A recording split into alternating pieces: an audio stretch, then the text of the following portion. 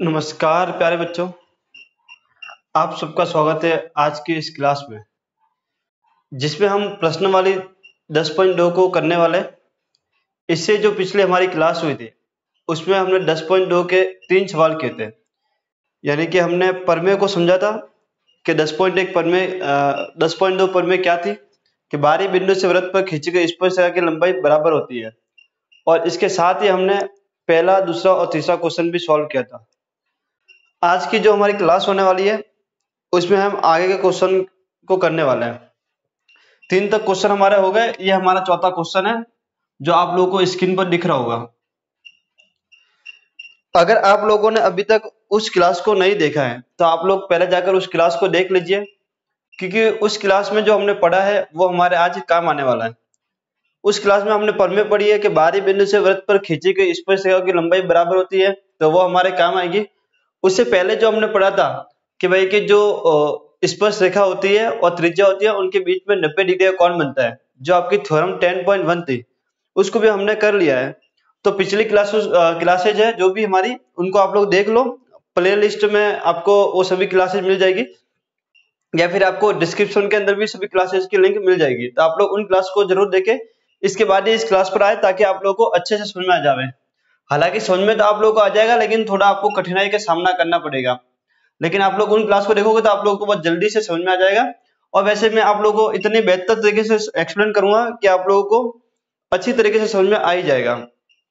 तो आज का जो हमारा प्रश्न है चौथा, सिद्ध कीजिए कि किसी वृत्त के किसी व्यास के सिरों पर खींची गई स्पर्श रेखाएं समांतर होती है। तो मैंने पहले से एक वृत्त बना दिया है, तो आप लोग एक वृत्त दिख रहा होगा, इस वृत्त का व्यास है, इस वृत्त का व्यास है। व्यास क्या होता है आप लोग जानते हो? व्यास क्या होता है आप लोग जानते हो? यानी कि अगर मैं यहाँ से बीचों बीच में एक लाइन खींचता हूँ, इस केंद्र से इसको गुजारता हूं मैं, तो ये क्या होगा? आपका व्यास होगा। ये क्या होगा? आप लोगों का व्यास होगा। इस व्यास को मैं नाम देता हूँ ए और बी। इस व्यास को मैं नाम देता हूँ ए और बी। ए और बी हमारा व्यास है, ओ इसका केंद्र है। यानी कि ओ केंद्र वाले वृत्त में ए बी एक व्यास है। इस टाइप से आप लोग बोल सकते हो। व्यास के सिरे पर खींची गई स्पर्श रेखा है। ये व्यास के सिरे आप लोगों को दिख रहे हैं। यहाँ से मुझे क्या एक स्पर्श रेखा निकालनी है, यानी कि इस टाइप से मुझे एक स्पर्श रेखा निकालनी है यहाँ से, और यहाँ से मुझे एक स्पर्श रेखा निकालनी है यहाँ से, इनके सिरों से। ये मैंने निकाल दी स्पर्श रेखा। आप लोगों को व्यास के 2 सिरे हैं, यहाँ से एकदम स्पर्श रेखा निकालनी है जो इन बिंदुओं को टच करते हुए निकल दिया। स्पर्श रेखा क्या होती है ये मैं आप लोगों को समझा चुका हूँ। इस वाले स्पर्श रेखा को मैं mn नाम दे देता हूँ, mn, और इस वाली स्पर्श रेखा को मैं pq नाम देता हूँ। ये वाली जो स्पर्श रेखा है इसको मैंने mn नाम दिया, और इस वाली स्पर्श रेखा को मैंने pq नाम दिया। mn स्पर्श रेखा है वो बिंदु A पर स्पर्श कर रही है, और pq स्पर्श रेखा वो बिंदु B पर स्पर्श करते हुए जा रही है। ये आप लोगों को दे रखा है। आप लोगों को सिद्ध ये करना है कि जो mn है, mn वो pq के समांतर है। आप लोगों को ये सिद्ध करना है। आप लोगों को क्या सिद्ध करना है कि जो mn है वो pq के समांतर है। अगर आप लोग इसको व्यवस्थित ढंग से देखोगे तो ये भी एक प्रमेय की तरह ही है। तो प्रमेय की तरह तो इसमें भी हम लिखेंगे भाई कि क्या चीज दे रखी है, क्या चीज हमें दे रखी है, दिया है, क्या चीज हमें सिद्ध करनी है वो भी लिखेंगे हम लोग, और क्या चीज हमें आगे लिखना है। तो दिया है, आप लोग लिख सकते हो कि ओ केंद्र वाला एक वृत्त है जिसमें ए बी एक व्यास है। ऐसे आप लोग लिख सकते हो कि ओ केंद्र वाले वृत्त में ए बी एक व्यास है। इस टाइप से आप लोग लिख सकते हो। ओ केंद्र वाले, मैं यहाँ पर लिख देता हूं ओ केंद्र वाले, ओ केंद्र वाले, ओ केंद्र वाले वृत्त पर ए बी व्यास है, ए बी व्यास है। ये आप लोग को चीज दे रखी है। आप लोग को सिद्ध क्या करना है? आप लोग को सिद्ध करना है कि ये जो रेखा है इनके सिरों पर ये समांतर है। सिद्ध करना है आप लोगों को कि जो mn है वो समांतर है pq के। mn है वो क्या है? समांतर है pq के। ये आप लोगों को सिद्ध करना है। अब हम उत्पत्ति करेंगे, यानी कि जो हमें सिद्ध करना है उसको हल करेंगे। अब हल कैसे करना वो आप लोग थोड़ा समझने की कोशिश करना। बहुत सिंपल सा है ये, इसको हल कैसे करना। हम लोगों ने प्रमेय 10.1 प्रमेय 10.2 पढ़ी है।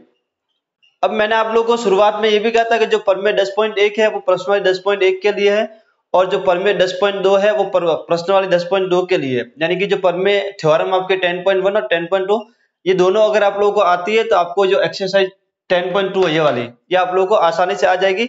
बस इसका यूज करने आप लोगों को आना चाहिए।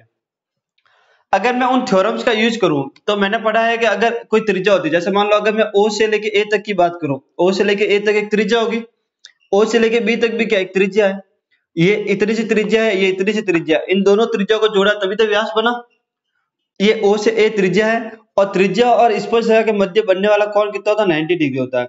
ये हमने पढ़ चुके हैं कि त्रिज्या व स्पर्शरेखा के मध्य बनने वाला कोण कितना होता है, 90 डिग्री होता है। ये हमने पढ़ा था प्रमेय 10.1 में।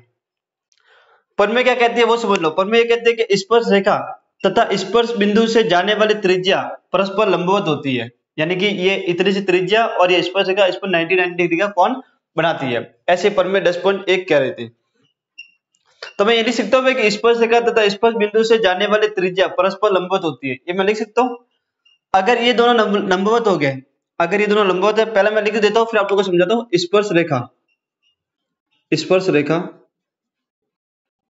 तथा स्पर्श बिंदु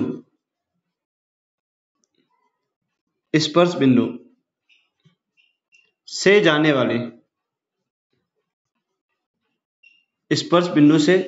वाली त्रिज्या, स्पर्श बिंदु से जाने वाली त्रिज्या परस्पर लंबवत होती है। ये कथन है जो हम लोगों ने लिख दिया। ये थ्योरम 10.1 है कि स्पर्श रेखा तथा स्पर्श बिंदु से जाने वाली त्रिज्या सदैव परस्पर लंबवत होती है। मैं यहाँ पर सदैव भी लिख देता हूँ, यहाँ पर सदैव मैंने नहीं लिखा था, सदैव परस्पर लंबवत होती है। ये हमारी प्रमेय 10.1 थी। इस प्रमेय के हिसाब से अगर हम देखें तो ये जो OA है ये लंब होगा MN पर, यानी कि अगर इस प्रमेय के हिसाब से देखें तो जो OA है ये लंब होगा MN पर, इसका मतलब होता है लंब यानी 90 डिग्री है। और जो OB है ये लंब होगा आपका PQ पर। इसके हिसाब से ये होगा या नहीं होगा, इसके हिसाब से होगा या नहीं होगा, ये इसके हिसाब से ये होगा भाई कि ये OA लंब है MN पर और OB लंब है PQ पर। अगर मैं इस OAM कोण की बात करूं, तो ये कितना है, 90 डिग्री है। अगर मैं इस OBP की बात करूं, OBP की, तो ये भी बराबर है, यानी दोनों कितने 90 डिग्री के। ये कैसे निकाला हमने, ये प्रमेय से निकाला। ये कैसे निकाला हमने, प्रमेय से निकाला। ये चीज हमें दे रखी थी, ये चीज हमें सिद्ध करनी है। हमने यहाँ पर 10.1 प्रमेय लगाई और प्रमेय से हमें ये पता चला कि ये वाली जो रेखा होती है त्रिज्या इस स्पर्श रेखा पर लंब होती है। तो हमने बोला कि OA पर MN लंब होगा और OB पर PQ लंब होगा और ये दोनों 90 डिग्री के हैं, तो हमें 90 डिग्री बता दिया। यहाँ तक मेरे हिसाब से आप लोगों को कोई डाउट नहीं होगा। अब मैं आप लोगों को लेके चलता हूँ 9th क्लास में। 9th क्लास में आप लोगों ने समांतर की कुछ शर्तें पढ़ी थी, या फिर अगर मैं आप लोगों को याद दिलाऊं तो आप लोगों ने 9th क्लास में एक चैप्टर पढ़ा था जिसका नाम था रेखाएं और कोण। याद है आप लोगों को, रेखा है यानी कि लाइंस एंड एंगल, लाइन और एंगल आप लोगों ने पढ़ा था। रेखा और कोण पढ़ा था। शायद मेरे हिसाब से आप लोगों के 9th क्लास में 6ठा या 7वां चैप्टर था। आप लोगों ने इस टाइप का एक डायग्राम पढ़ा होगा कि आप लोगों ने इस टाइप का एक डायग्राम पढ़ा होगा। आप लोगों को 9th क्लास में ये पढ़ा होगा कि ये दो रेखा समांतर है और इसको अगर बीच में से एक तिर्यक रेखा काटती है, ये दो रेखा है और इनको बीच में से एक रेखा काटती है, यानी कि इसको हम लोग तिर्यक रेखा बोलते हो क्योंकि ये तिरछी है। तो ये दोनों रेखा समांतर कब होगी, ये दोनों रेखा समांतर तब होगी जब ये वाला कोण और ये वाला कोण, यानी कि कोण 1 और कोण 2 का योग 180 डिग्री होगा। फिर से मैं आप लोगों को रिपीट करता हूँ, आप लोगों ने 9th क्लास में समांतर की एक शर्त पढ़ी थी जो आपका चैप्टर था रेखाएं और कोण, लाइन्स एंड एंगल। उसमें हमें ये बताया गया था कि अगर ये दो रेखा समांतर तब होगी जब ये तिर्यक रेखा कि जो तिर्यक रेखा द्वारा जो कोण बनेगा, एक कोण ये और एक कोण ये, इन दोनों का योग अगर 180 डिग्री होता है, यानी कि इनको अंतःकोण बोलते हैं। क्या बोलते हैं, अंदर है तो अंतःकोण, अंतःकोणों का योग अगर 180 डिग्री होता है तो रेखा समांतर होगी। इस वाले कंसेप्ट को मैं यहाँ पर अप्लाई कर रहा हूँ, इस वाले कंसेप्ट को मैं यहाँ पर अप्लाई करना चाहता हूँ भाई कि अगर अंतःकोणों का योग 180 डिग्री होगा तो हमारी दो रेखा कैसे होती है, समांतर होती है। अभी जो मैंने डायग्राम बनाया था यहाँ पर, इस वाले डायग्राम को आप लोग देखोगे तो ये वैसा डायग्राम है, इसको थोड़ा रोटेट कर लो आप लोग और लाइन देखो वो थोड़ी टेढ़ी थी और ये लाइन सीधी है। तो बात तो वही है, इसका और इसका योग कितना आना चाहिए, 180 डिग्री आना चाहिए। अगर योग 180 डिग्री आ गया तो ये दोनों रेखा कैसे होगी, समांतर होगी। तो वही मैं कर रहा हूं अभी कि कोण OAM अतः कोण OAM प्लस कोण OBP, OAM 90 डिग्री है और ये भी कितना 90 डिग्री। अगर इन दोनों को जोड़ता हूं मैं तो कितना 180 डिग्री आएगा। इन दोनों का योग 180 डिग्री आ गया। और अभी अभी मैंने आप लोगों को बताया कि अंतःकोणों का योग अगर 180 डिग्री होता है, अंतःकोणों का योग अगर 180 डिग्री होता है तो दोनों रेखा कैसी होती है? समांतर होती है। अंतःकोणों का योग 180 डिग्री है, 180 डिग्री है। अतः mn है वो PQ के समांतर होगा। अतः mn है वो PQ के समांतर होगा। ये था आप लोगों का प्रश्न संख्या 4। मैंने कुछ नहीं किया है, जो चीज हमें दे रखी है वो लिखा है, जो चीज हमें सिद्ध करनी है वो लिखा है मैंने।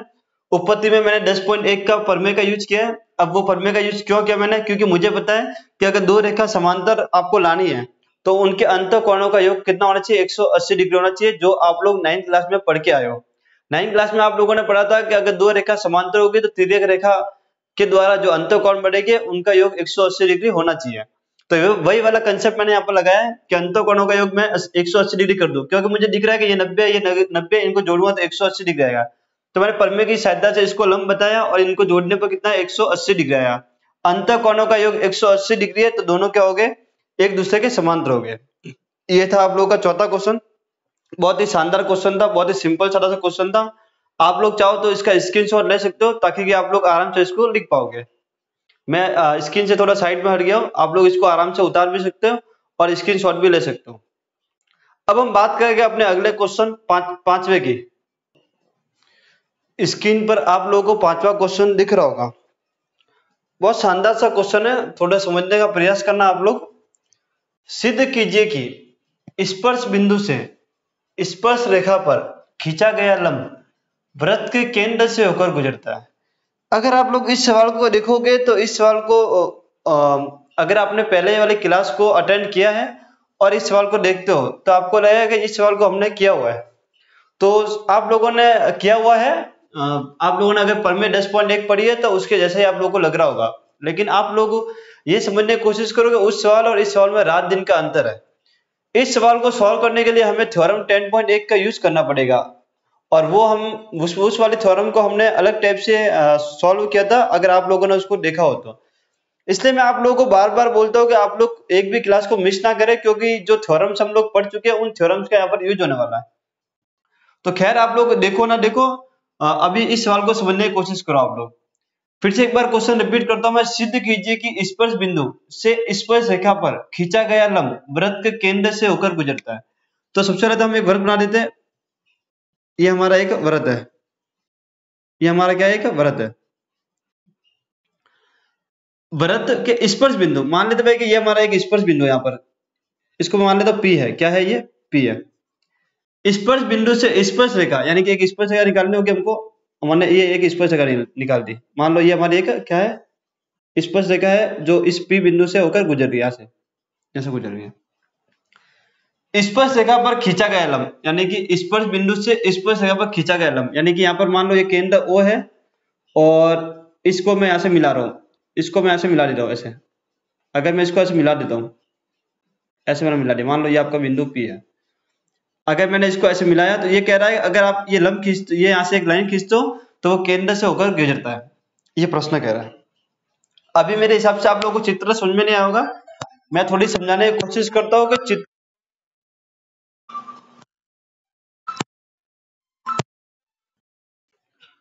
तो क्वेश्चन आप लोगों को समझ में नहीं आ रहा होगा, मैं आप लोगों को डायग्राम समझाने की कोशिश करता हूँ जिससे कि आप लोगों को जल्दी समझ में आ जाएगा। प्रश्न ये है कि एक वृत्त है, एक वृत्त का स्पर्श बिंदु है ये P, यहाँ से एक स्पर्श रेखा निकल रही है और इस स्पर्श रेखा को मैं अगर केंद्र से मिलाता हूँ यानी कि अगर यहाँ से केंद्र से मिलाने पर यहाँ पर लंब डालता हूँ मैं, तो ये जो लंब है ये क्या बोल रहा है? यानी कि लाइन खींची मैं 90 डिग्री की, ये जो लंब है ये कहाँ से निकल रहा है? केंद्र से निकलता है। ये आप लोगों को सिद्ध करना है। अब तो समझ में आ गया क्या आप लोगों को? अब तो समझ में आ गया क्या आप लोगों को? यानी कि आप लोगों को सिद्ध क्या करना है कि जो ये वाली रेखा है, ये वाली रेखा ये इस पर 90 डिग्री का कोण बनाते हैं, वो केंद्र से गुजर रहे हैं। ये आप लोगों को सिद्ध करना है। इतना समझ में आ गया क्या आप लोगों को? चलिए समझो आप लोग।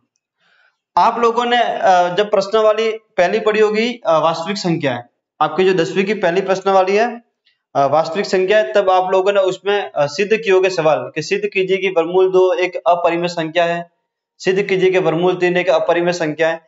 तब आप लोग क्या करते थे? आप लोग उल्टा मानते थे कि माना कि वर्गमूल 2 एक परिमेय संख्या है, वर्गमूल 3 एक परिमेय संख्या है।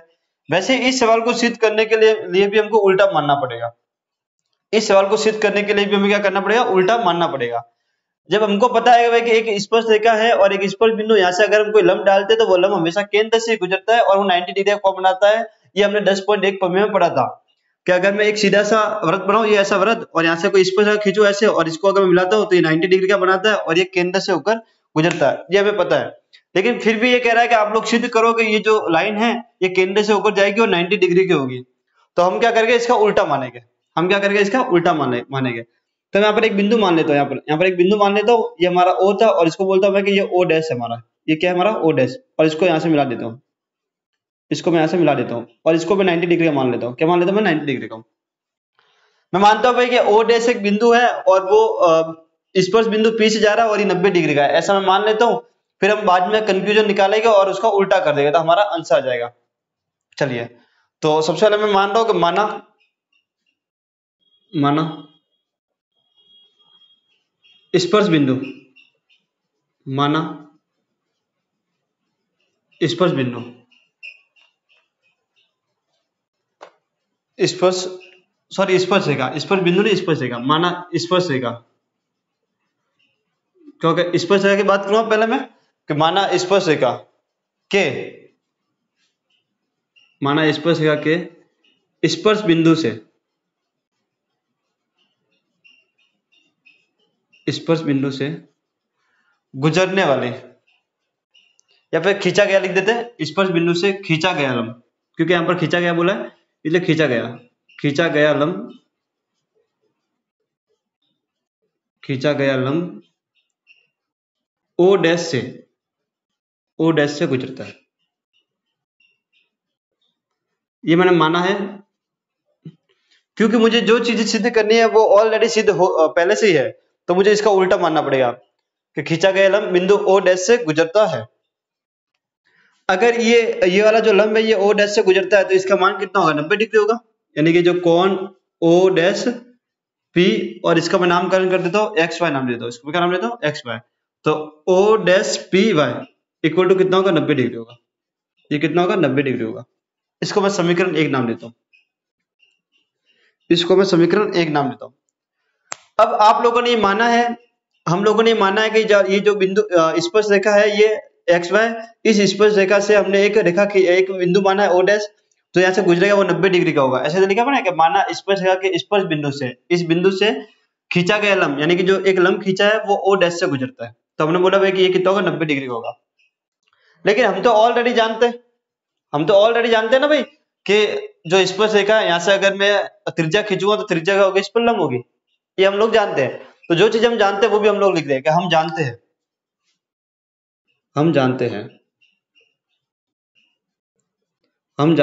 कि स्पर्श रेखा तथा स्पर्श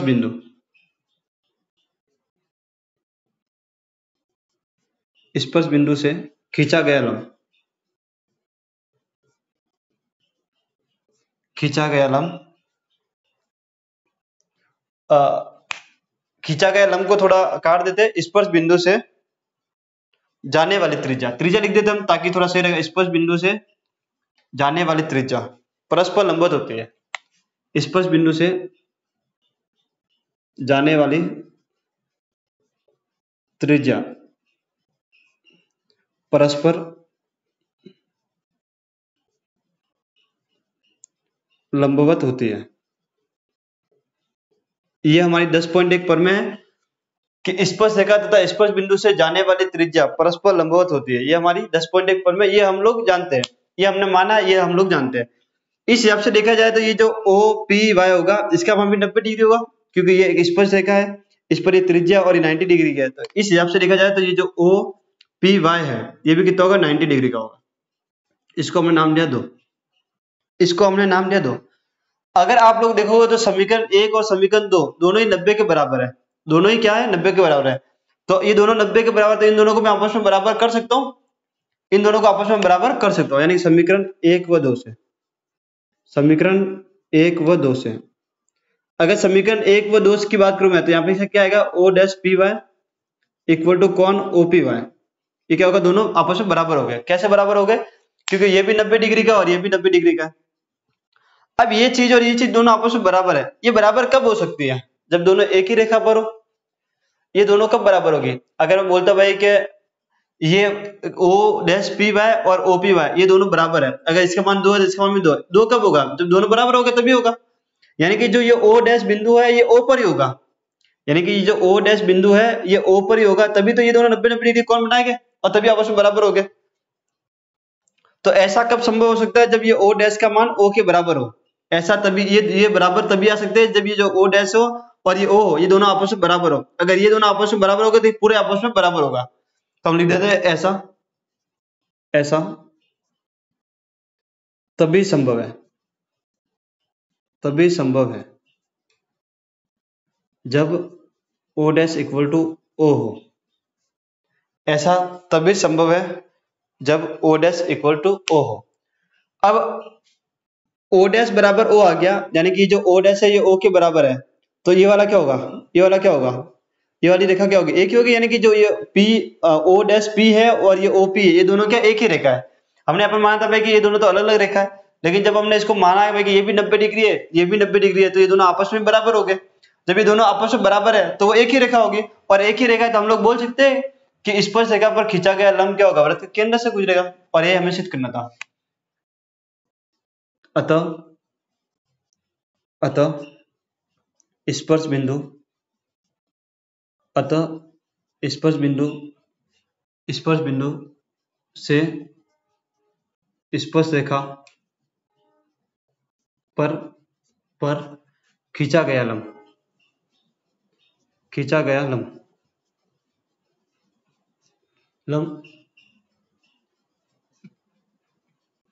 वृत्त के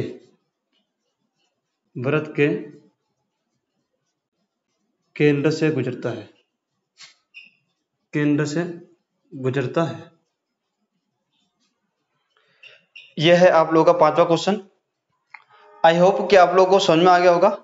मैंने आप लोगों को पहले ही क्लियर कर दिया था कि ये सवाल आप लोगों को तब समझ में आएगा जब आप लोगों ने थ्योरम्स पढ़ रखी होगी।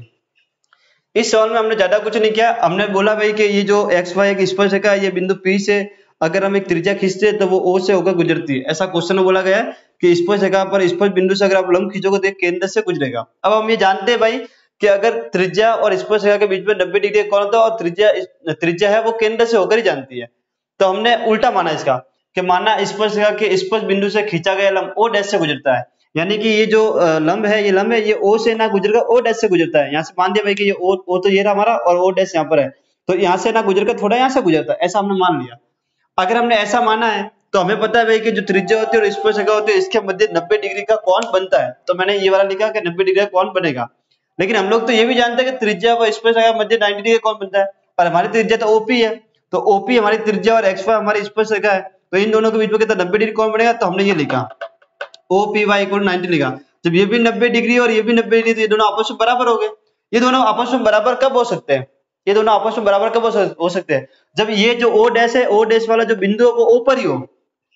ये दोनों आपस में बराबर तब हो गए जब O डैश वाला बिंदु O पर ही हो। तो हमने लिखा कि ऐसा तभी संभव है जब O डैश बराबर हो। अगर ये वाला बिंदु यहाँ पर ना होकर यहाँ पर है, अगर यहाँ पर ना होकर यहाँ पर है, तो हम बोल सकते हैं भाई कि ये जो रेखा है ये कहां से जाएगी, केंद्र से होकर जाएगी। और ये हम लोगों को सिद्ध करना था। बहुत ही शानदार सवाल था। मैंने सवाल पहले करवा दिया था, मात्र 1 मिनट के अंदर इसको फिर से रिपीट करके आप लोगों को बता दिया कि चक्कर क्या था इसका और इसको आप लोगों को कैसे सॉल्व करना है। अब हम नेक्स्ट बात करेंगे हमारे छठे क्वेश्चन की। छठा क्वेश्चन, आप लोग चाहो तो इस क्वेश्चन को अपनी इच्छा अनुसार देखोगे तो कर पाओगे। बहुत सिंपल सा क्वेश्चन है। ऐसे पीछे भी हमने 2 क्वेश्चन किए हैं। क्वेश्चन में कुछ ज्यादा खास नहीं है, अगर आप लोग पढ़ोगे तो इसका आंसर आप लोग खुद से भी निकाल सकते हो। क्या आप लोग इस क्वेश्चन को कर सकते हो? अगर आप लोग इस क्वेश्चन को कर सकते हो तो कमेंट में इसका जल्दी से आंसर बता दो। मैं आप लोगों को कमेंट देख रहा हूं। बहुत नॉर्मल सा क्वेश्चन है, आप लोगों ने इस क्वेश्चन को कर रखा है। एक बार क्वेश्चन को रीड कर लेता हूं मैं, फिर आप लोग अपना कमेंट जरूर लिखना। एक बिंदु ए से जो एक वृत्त के केंद्र से 5 सेंटीमीटर की दूरी पर है, वृत्त पर स्पर्श रेखा की लंबाई 4 सेंटीमीटर, वृत्त की त्रिज्या ज्ञात कीजिए। तो सबसे पहले तो एक वृत्त बना लीजिए आप लोग। ये हमारा एक वृत्त है, छोटा सा गोलू सा। वृत्त के केंद्र से, यानी कि ये आपका केंद्र है, इससे 5 सेंटीमीटर की दूरी पर एक बिंदु है जिसको इसने ए बोला है। क्या बोला है? ए बोला है। 5 सेंटीमीटर की दूरी पर एक बिंदु है जिसको इसने क्या बोला? ए बोला है। वृत्त पर स्पर्श रेखा की लंबाई, यानी कि यहाँ से कोई स्पर्श रेखा है, यहाँ से इसकी जो लंबाई है वो कितनी? 4 सेंटीमीटर है। कितनी है वो? 4 सेंटीमीटर है। इसका मैं नाम कर देता हूँ, पी नाम ले दो। और इस वृत्त की जो त्रिज्या है ये पीओ, ये आप लोगों को ज्ञात करनी है, यानी कि आर आप लोगों को ज्ञात करना है।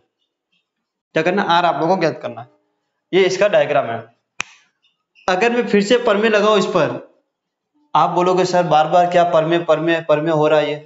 तो भाई ये जो प्रश्न वाली है 10.1 और 10.2 सब परमे पर लिखी हुई है। इसलिए शुरुआत में बोला था आप लोगों को आप लोग परमे को देख लो, इससे जो पिछली क्लास हुई उसमें मैंने आप लोगों को कराई है। चलिए, अगर परमे में लगाता हूं भाई कि ये हमारी क्या है? एक त्रिज्या है और ये हमारी क्या? स्पर्श रेखा है। स्पर्श रेखा व त्रिज्या के मध्य बनने वाला कोण कितना होता है? 90 डिग्री होता है। ये हम लोग पहले पढ़ चुके हैं और हम लोग बार बार इसका यूज कर रहे हैं। आप लोग इधर वो लिखोगे भाई कि स्पर्श रेखा तथा स्पर्श बिंदु से गुजरने वाली त्रिज्या परस्पर 90 डिग्री के परस्पर लंबवत होती है। अगर ये लंबवत होगी तो ये जो कोण OPA होगा, कोण OPA होगा, ये 90 डिग्री का होगा। आप लोग को यहाँ पर वो लाइन लिखनी है जो मैंने बोली कि स्पर्श रेखा तथा स्पर्श बिंदु से गुजरने वाली त्रिज्या परस्पर लंबवत होती है, तो कोण OPA इक्वल टू क्या होगा? 90 डिग्री होगा। अगर ये 90 डिग्री है तो ये त्रिभुज कौन सा हुआ? समकोण त्रिभुज, यानी कि समकोण त्रिभुज। कौन सा त्रिभुज है ये? समकोण त्रिभुज OPA में।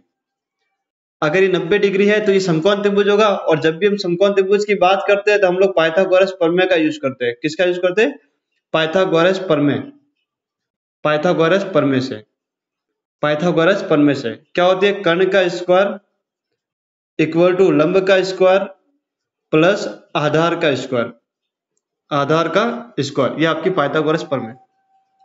90 डिग्री के सामने वाला हमेशा क्या होता है? कर्ण होता है, यानी कि 5 का स्क्वायर होगा। ये लंब आप लोगों का मान लेते भाई कि लंब हमारा OP है, ये हमारा लंब है, और आधार मान लेते हैं हमारा कितना? 4 सेंटीमीटर, 4 का स्क्वायर यानी 25 इक्वल टू OP का स्क्वायर प्लस 16। अगर मैं 16 को इधर ट्रांसफर करूंगा कितना आएगा? OP इक्वल टू 25 माइनस 16, और OP स्क्वायर कितना है आप लोगों का? 25 में 16 गया तो 9, तो OP आप लोगों को कितना आएगा? रूट में आप लोग 9 डालोगे और इसको बाहर निकालते हो आप लोग तो कितना आएगा? 3। तो 3 सेंटीमीटर क्या है आप लोगों की त्रिज्या है, तो इसका मान कितना है आप लोगों का? 3 सेंटीमीटर। इतना सिंपल सा सवाल था जो आप लोगों को पाइथागोरस प्रमेय की सहायता से करना था। और ऐसे 10.1 में भी हमने सवाल किए हैं और 10.2 में भी ऐसा हमने सवाल किया है। बहुत ही अच्छा सा सवाल था, एग्जाम में आने की संभावना है इस सवाल की। नेक्स्ट हमारा क्वेश्चन है 7वां।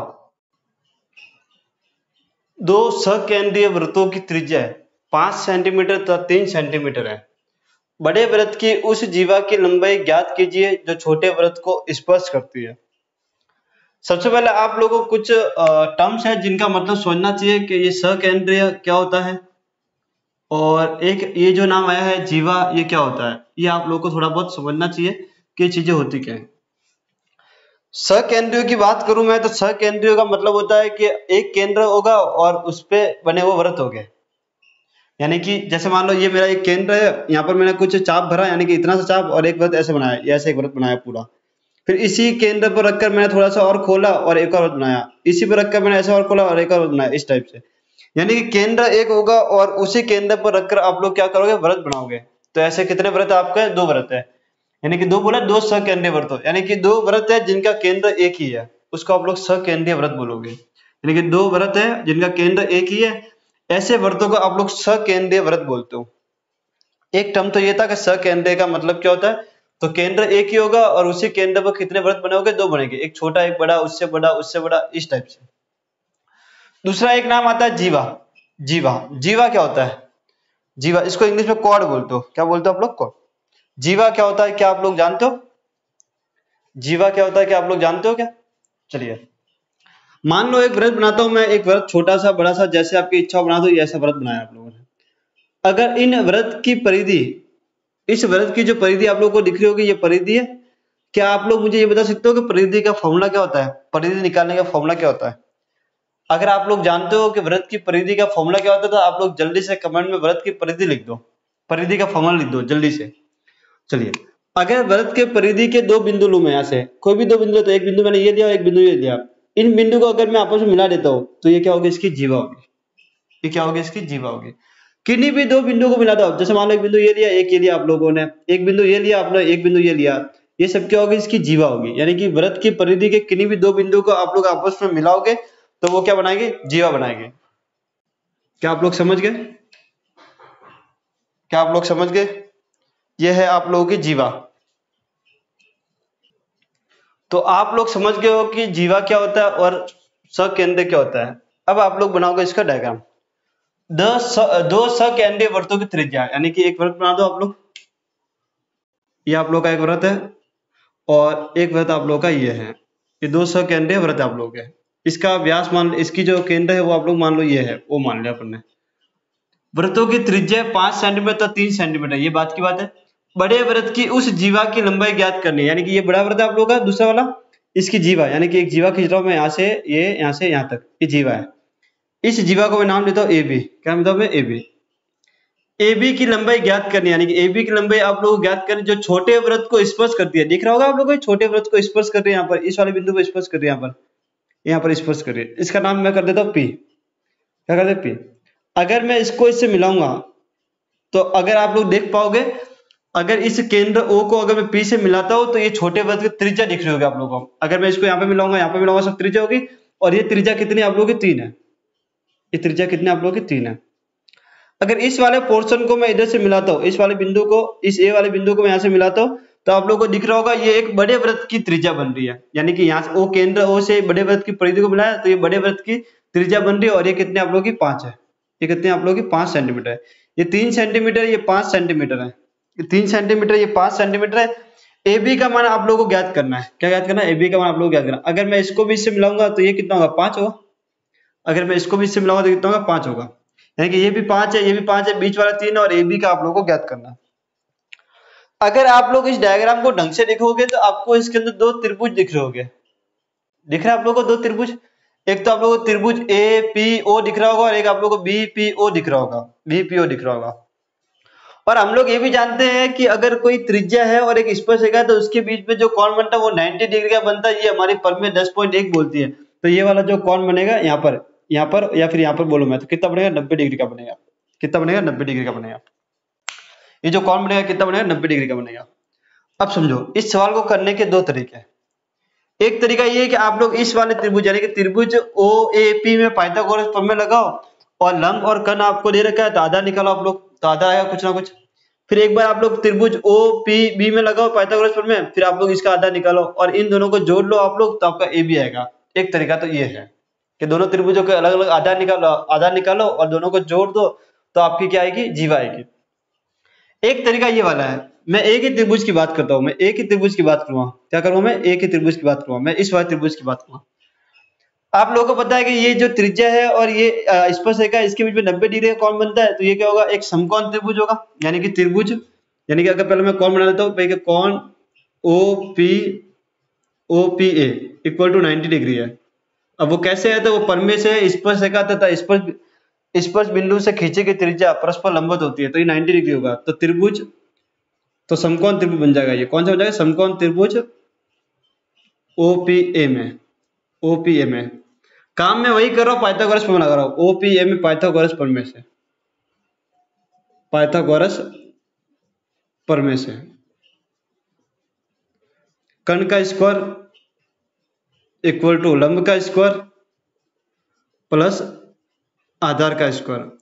कर्ण आप लोगों का कितना, 5 का स्क्वायर, लंब आप लोगों का कितना, 3 का स्क्वायर प्लस एपी का स्क्वायर 25, और इसको डायरेक्ट पक्षाना करो, 3 × 9 इक्वल टू एपी का स्क्वायर। तो एपी का स्क्वायर कितना है आप लोगों के, 16। तो एपी इक्वल टू कितना आएगा, 4।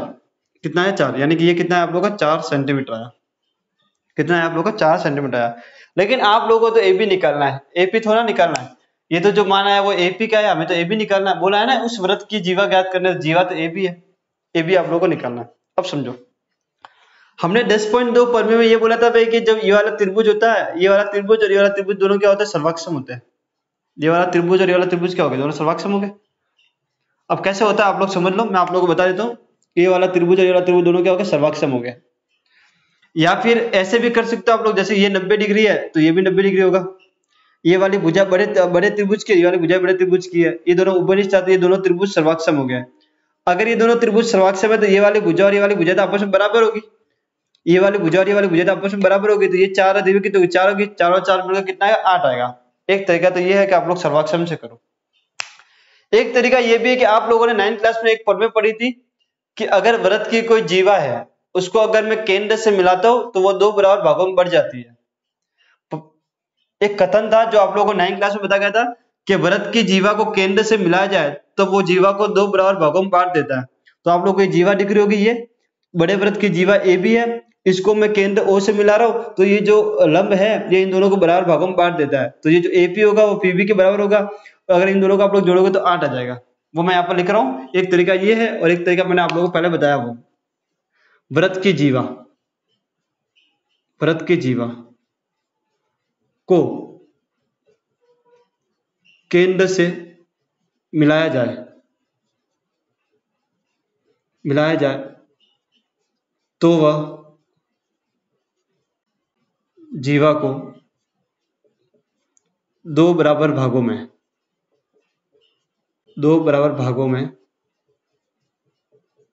में विभाजित करता है। अगर जीवा को केंद्र से मिलाओगे आप लोग तो 2 बराबर भाग बन जाएंगे, और 2 बराबर भाग क्या होगा, एपी इक्वल टू क्या होगा, बीपी होगा। एपी इक्वल टू पीबी या बीपी होगा, यानी कि ये वाला पोर्शन ये वाला पोर्शन दोनों क्या होगा, बराबर हो गए। अगर आप लोग देखो आपका जो एबी है, एबी जीवा है, वो एपी प्लस बीपी से मिलके बन रहा है, तो एबी का मान कितना है आप लोगों का, एपी का मान तो 4 है और ये दोनों बराबर, तो एबी कितना होगा, 4। तो एबी इक्वल टू कितना है आप लोगों का, 4 प्लस 4 यानी कि 8 सेंटीमीटर। कितना है आप लोगों का, 8 सेंटीमीटर। ये है आप लोगों की जीवा की लंबाई, और ये आप लोगों को ज्ञात करना था। तो आज की क्लास में हम लोग यहीं तक करेंगे। हमारे अभी तक 7 क्वेश्चन पूरे हो गए। अगली जो हमारी क्लास होगी कल, उसमें हम लोग इसके आगे के जो क्वेश्चन है 8वां 9वां 10वां 11वां 12वां उनको करने की कोशिश करेंगे। आज के लिए हम लोग इतना ही करेंगे। आप लोग इन सभी के नोट्स बनाओगे और इनका रिवीजन करते रहोगे। अभी मैं कुछ टाइम से आप लोगों को अपने व्हाट्सएप ग्रुप पर प्रैक्टिस शीट नहीं दे पा रहा हूं, तो उसका कुछ कारण है।